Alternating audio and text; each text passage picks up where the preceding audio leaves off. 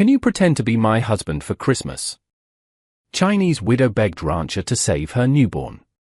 Snow fell in slow, drifting veils across the dry river crossing. The main street of Redemption Gulch lay frozen under a pale morning light. Boards and rooftops were rimmed in white frost, and horses steamed gently at their hitching rails. Folk stood clustered near the mercantile porch, shawls and coats wrapped tight. Their faces held that winter-hard expression of people who had seen too much and given too little back. Mai Lin stood alone at the street center, her thin slippers half sunk in the slush. The cold bit through her worn, tattered cheongsam, but shame burned hot enough to keep her upright.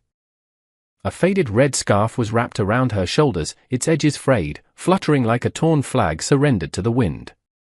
She held a small, swaddled bundle close to her chest, trying to shield the infant within from the biting air. "You owe me," Gideon Thorne said, his voice loud enough to strike the windows with its echo. His fur coat hung heavy, black pelts glistening with snowmelt. 1 week under my roof, 1 meal a day. Was that not enough to keep you from freezing? And you think you can just walk away? A murmur moved through the crowd. Nobody met Mai Lin's eyes. They knew what kind of man Thorne was, they simply did not care enough to interfere. Mai Lin swallowed hard. "I worked," she said, though the words came thin and quiet in her accented English. "Cleaning, mending, tending your kitchens. I paid my keep."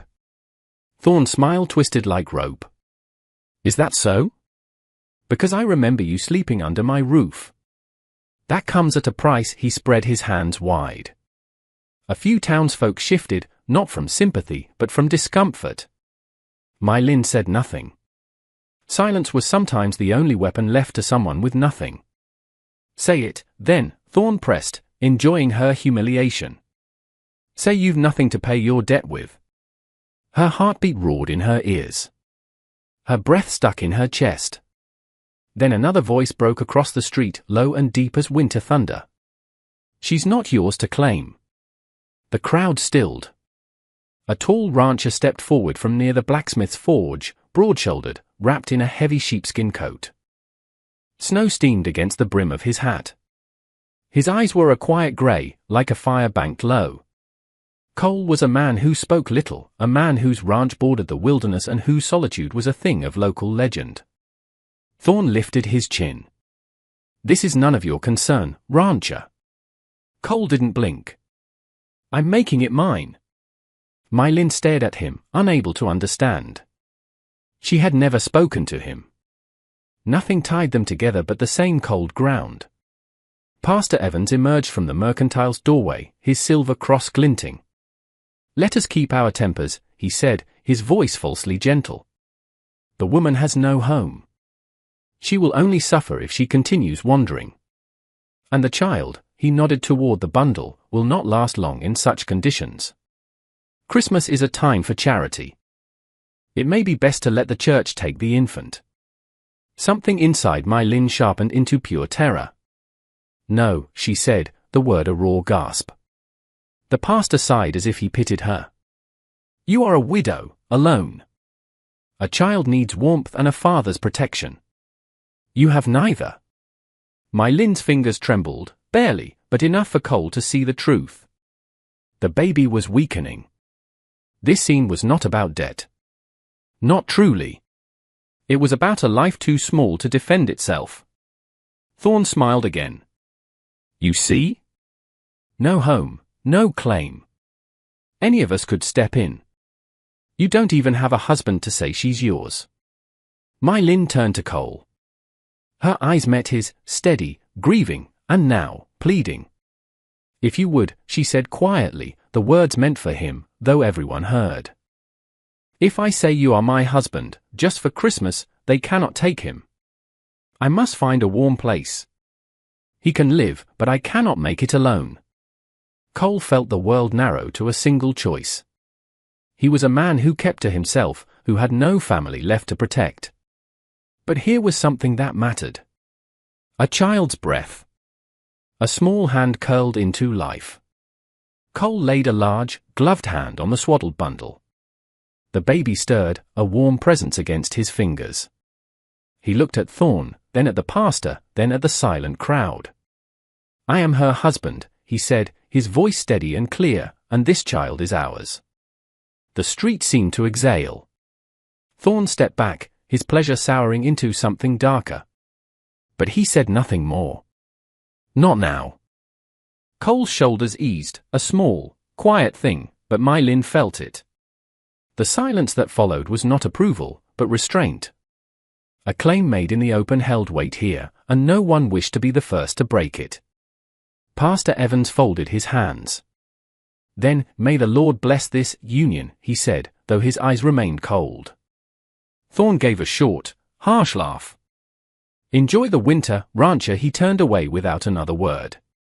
The crowd drifted off soon after, conversation low and uneasy. Mai Lin understood then that she had not asked for pride nor for show. She had asked for her child's chance to live. Cole adjusted the worn hat on his head. "We should go," he murmured. "He needs warmth." Mai Lin nodded and stepped to his side. Together they left the street behind, snow closing softly around their footprints. She felt the weight of the moment settle slowly, like snow layering roof and branch. She did not know this man, nor the road ahead, nor whether the lie they spoke would collapse under its own fragile shape. But the child's faint breath against the cold air anchored her resolve. Some truths were chosen, not born. The line cabin stood at the edge of the pinewoods, its roof bowed under winter's weight. Logs were darkened with age and storms. Smoke drifted thinly from the chimney, a ghostly thread unraveling into the white sky. Mai Lin followed Cole up the narrow trail, her slippers crunching through crusted snow. Each breath stung her lungs. The cold was deeper here, untouched by the small warmth of town. The baby's faint murmurs rose and fell against her chest, as though he dreamed of warmer worlds. Inside, the cabin was spare, one table, 2 stools, a narrow bed of pine branches and quilts worn by long use. A small crate sat near the hearth, a makeshift cradle lined with a spare blanket. That simple provision, though rough, spoke of a hope that lingered still. Mai Lin set the baby down with careful grace, as though each motion had been practiced 1,000 times. She removed her red scarf and draped it beside the small, sleeping form. The fire flickered low, its embers pulsing like tired hearts. Cole went to stir them, adding sticks with slow precision. The silence stretched, not as emptiness, but as something waiting. Mai Lin felt the weight of her decision settle fully. In town, words had been smoke. Here, they were walls and a roof and a winter night stretching long. She did not regret them, but she understood their substance. Cole poured water from a clay jug into a small pot, setting it over the fire. "He needs warmth more than anything," he said, his voice low. "His lungs are weak. I do what I can." Mai Lin nodded. "What do you feed him?" "Goat's milk when I can get it from town. Mixed with a little broth. It's not enough." She glanced at the crate. Her son's breaths were small and quick, like a bird's. Mai Lin knelt and touched the child's hand. The tiny fingers curled instinctively. A tremor passed through her, something tender and unexpected. Cole busied himself at the table as though giving her space. "There's work to be done." Snow blocks the roofline. The woodpile is low. "I can help," Mai Lin said. He looked at her then, really looked for the first time. Not as a claim or a bargain, but as a person sharing his burden.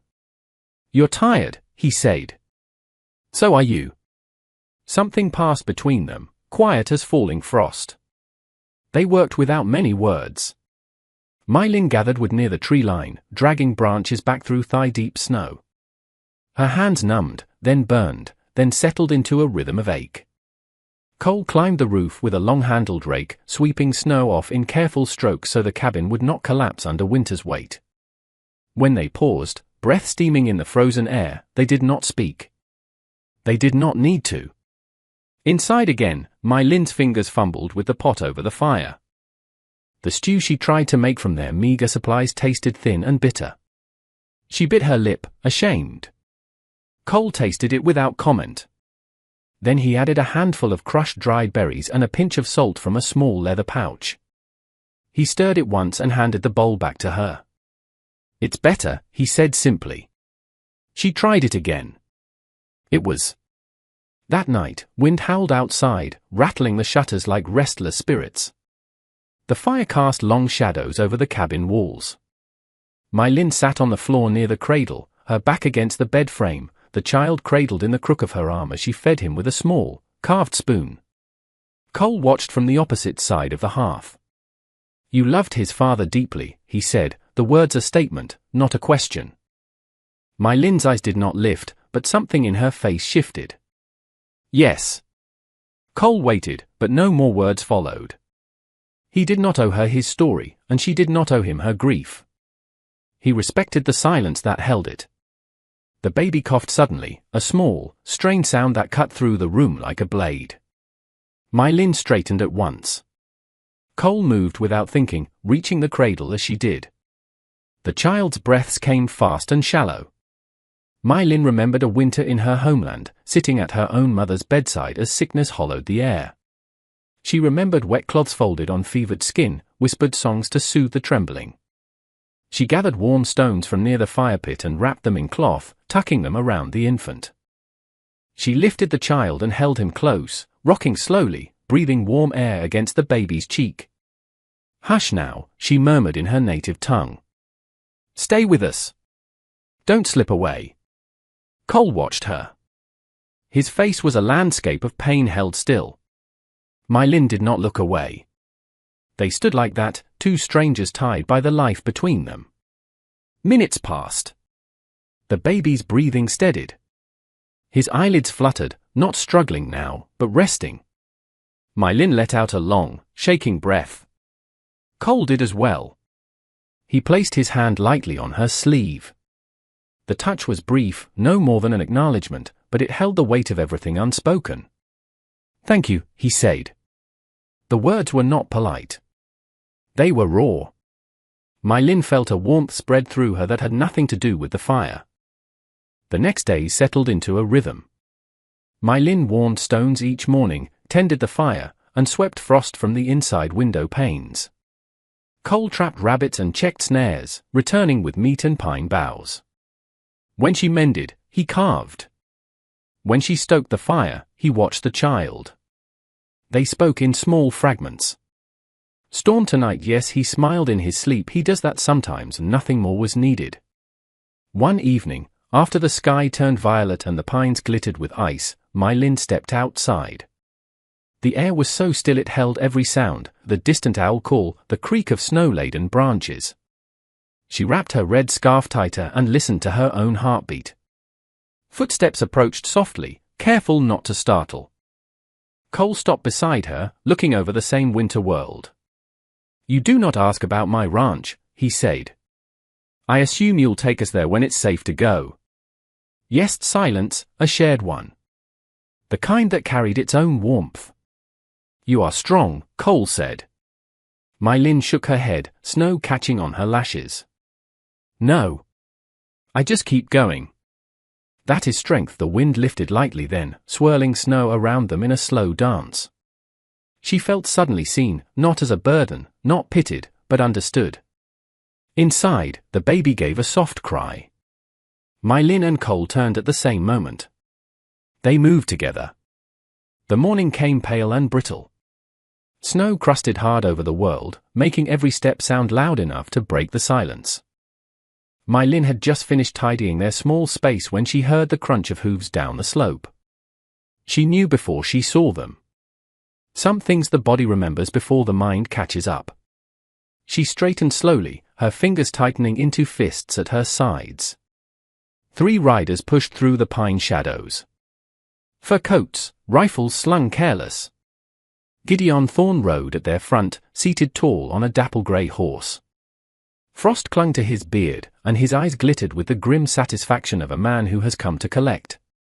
Cole stepped from the cabin door without needing to be called, the baby safe inside, cradled in blankets warmed near the fire. He did not take up a rifle. He didn't need one. His presence alone seemed to steady the cold air. Gideon smiled like a wolf baring teeth. "Mighty cozy little homestead you've got here." My Lin lifted her chin. You are not welcome here. That depends on who holds the claim. Gideon tapped his gloved fingers against his saddle horn. Word reached me that you've gone and married yourself to this rancher. That true? His gaze landed on her scarf, on the crate glimpsed through the open doorway. My Lin forced her breath steady. Yes. Gideon leaned forward as if savoring the word. Funny. You never mentioned any husband when you stayed under my roof. You knew I was alone, she said. He shrugged. A widow still has debts. Cole stepped in front of her without haste, without threat, simply making it known she did not stand alone. You will leave, Cole said softly. The snow seemed to still around his voice. One of the men with thorns snorted. Another gripped the butt of his rifle, half daring, half afraid. Gideon dismounted slowly, his boots sinking deep. Now see, this is exactly what I'm talking about. You folk think you can just claim something and make it yours. A woman, a child, a future. But property, he smiled, cold and wide, needs proof. Cole's gaze did not waver. She is not property. Gideon laughed. Maybe not to you, but the law doesn't live in this cabin. The law lives in town. Under my roof. My Lin felt the old panic crawl up her ribs, but she fought it down. She would not go back. Not to silence, not to hunger, not to being held like an old thing. The baby is mine, she said, her voice clear. Born of my blood. Gideon's expression flickered. Something hungry moved under his skin. An orphan fetches good coin in the cities. You haven't the means to keep him. Winter's too deep. A big storm's coming. I'm doing you a mercy. My Lin stepped closer to Cole. We don't need your mercy. One of the men raised his rifle as if to punctuate the threat. But Cole didn't move, not a muscle. He simply looked at the men like he was seeing something small and insignificant. The air felt tight as a snare wire. Leave, Cole repeated. Still quiet. Still final. For a long moment, the wind was the only thing that moved. Then Gideon spat into the snow. 1 week, he growled. If you're still here in 1 week, I come back with the law at my side, and I take what's owed. He mounted, jerked the reins, and the riders turned and vanished into the pines. The silence they left behind felt heavier than any sound. My Lin let out a breath she hadn't known she was holding. He'll come back. Yes, Cole said. And he'll bring more men. Yes, the baby cried inside the cabin, a thin, weary sound. My Lin moved to him without thinking. Cole followed, closing the door behind them against the world. And's face was flushed, his breath sharp. My Lin pressed him to her chest, feeling the tremble of effort in that tiny body.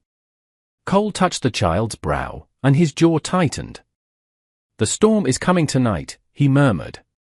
If we stay here, the cold will take him. If we leave, the snow may take us. My Lin held the child closer, rocking him gently. What is the distance to your ranch? A day's travel in clear weather. Cole glanced toward the shuttered window. This storm will cut that time in half. There's only one path that stays open in deep snow, across the high ridge.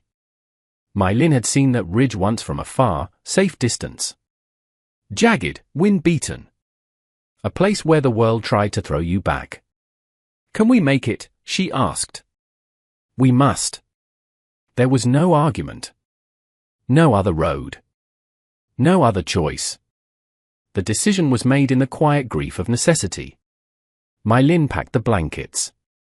Cole lashed snowshoes and dried meat to a travel frame. The cabin that had begun to feel like the shape of safety now looked like something temporary, something that belonged to another life already fading behind them. When they stepped outside, the sky had dimmed to iron. Snow began to fall in bitter, sharp-edged flakes. My Lin wrapped the baby against her chest beneath layers of her clothing and shawl. Cole pulled his coat tight, settling his hat firmly on his head. They moved into the pines, leaving only shallow impressions in the snow at first. But as they climbed, the drifts deepened. Wind tore through the trees, stinging their faces. My Lin carried the child, and Cole carried the greater burden of supplies. He kept pace beside her, refusing to let her fall behind. Hours passed. The ridge rose before them, white, bleak, merciless.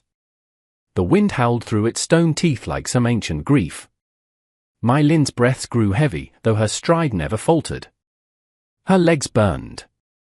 Frost bit her fingers. Her lungs felt carved raw. But she said nothing. The child's faint breaths were the only rhythm that mattered. Halfway up the ridge, her slippered foot slipped on ice hidden beneath the snow. She pitched forward, catching herself with her bare hands. Pain jolted up her arms. The world tilted. Snow roared past her ears. Cole turned instantly. My Lin tried to stand, but her legs folded beneath her. The cold slammed into her bones, rushing in like something that had been waiting. Cole shifted the supply pack to one shoulder and lifted My Lin into his arms. She tried to protest. She had sworn never to be a burden, but the words did not form. Her breath came in ragged shivers. "No one is left behind," Cole said, his voice steady against the storm. The wind tore at them. Snow blinded them. But Cole carried her. Step by step, the ridge crest began to take shape. A faint orange glow flickered in the distance, the lamps of his ranch house, waiting like a promise. My Lin tightened her fingers weakly in the fabric of his coat, her heart pounding, not from fear now, but from something deeper. Trust. Something that felt like a beginning. They did not stop. They did not look back. The storm closed behind them, swallowing the world, leaving only the three of them moving forward together. The ranch house sat among the pines like an ember in a sea of white. Smoke rose in gentle columns, carrying the scent of cedar and sage. Voices murmured inside, softened by thick wooden walls. My Lin lay near the hearth, wrapped in a thick wool blanket, her breath finally steady. The long journey had drained her, leaving her weak and trembling. Yet her eyes remained open, fixed on the small cradle beside her.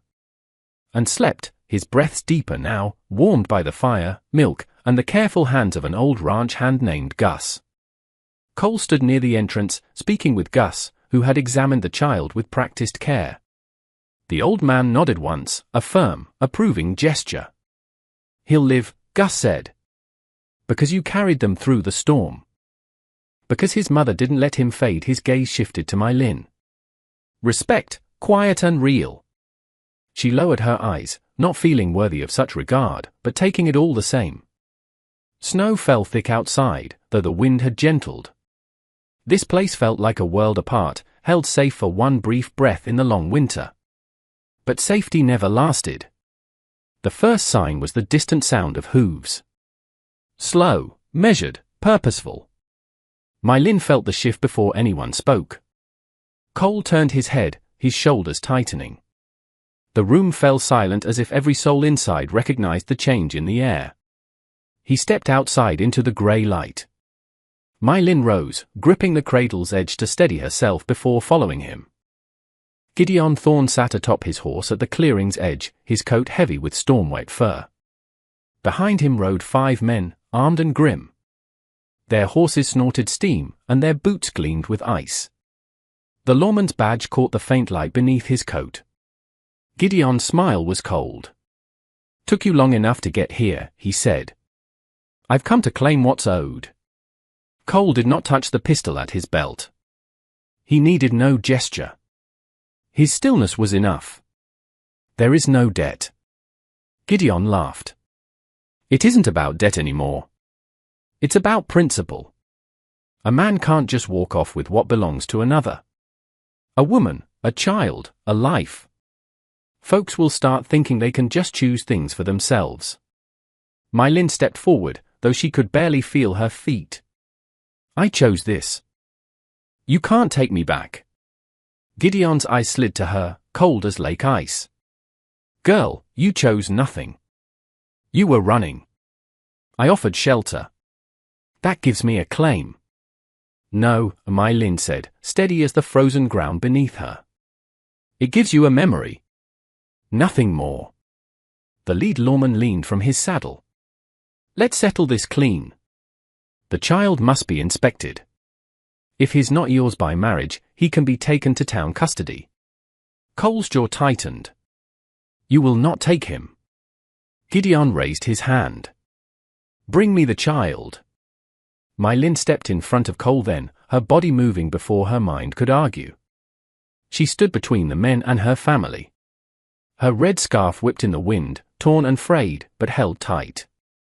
You'll cross me to take him, she said. The men shifted uneasily. The lawman hesitated. Something about her, small, trembling, but unbreakable, made the air hold still. Gideon's voice snapped like brittle wood.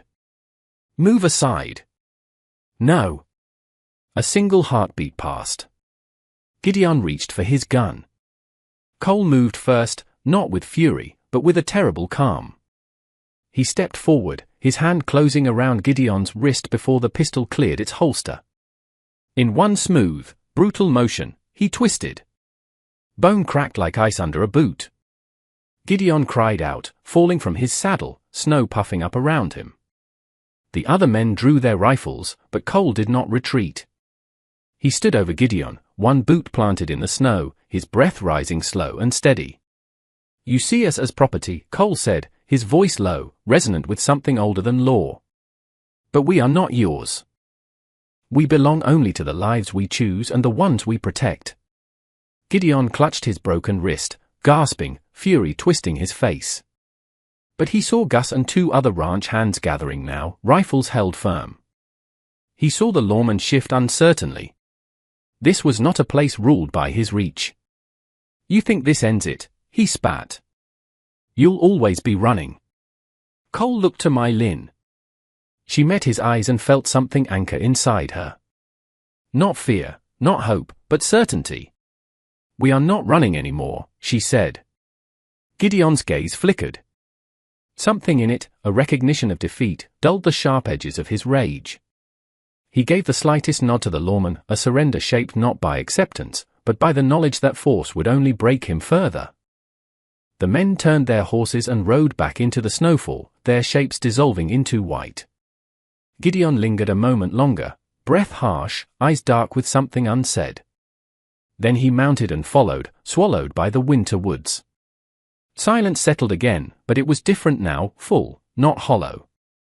Mai Lin's legs buckled then, not from fear, but from the release of it. Cole caught her before she hit the ground. His arms, solid and steady, wrapped around her as though they had always belonged there. Their foreheads touched, snow gathering softly in their hair.